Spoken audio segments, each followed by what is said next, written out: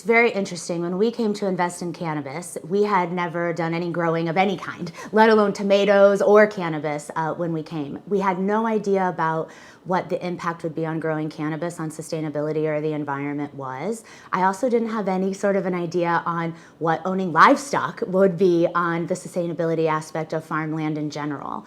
So what we had learned over the time that we've been here, it's now almost a decade, we're close to that in legalization here in Oregon, that we have had a lot of learning experiences and learning curves. And what we decided is we were going to move our production from outdoor to indoor/greenhouse, that we did not want to put any additional impact on the electrical grid that many other farms are doing. That's where the whole idea of the solar came from.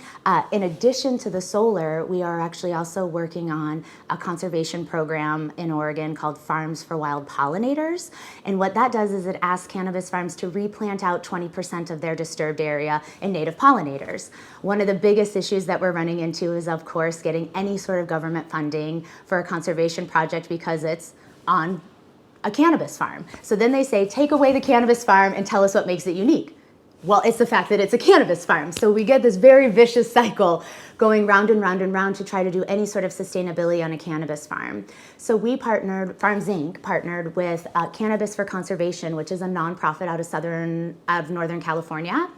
And that mission is where the Farms for Wild Pollinator project came from. And so they have an even more extensive wildlife certification there that would be adding bat boxes and bird houses and things of that sort to your land.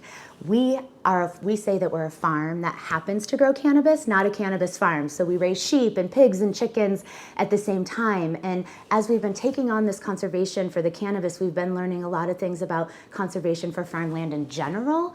And this is why we are also replanting out a lot of livable areas for small wildlife and for pollinators.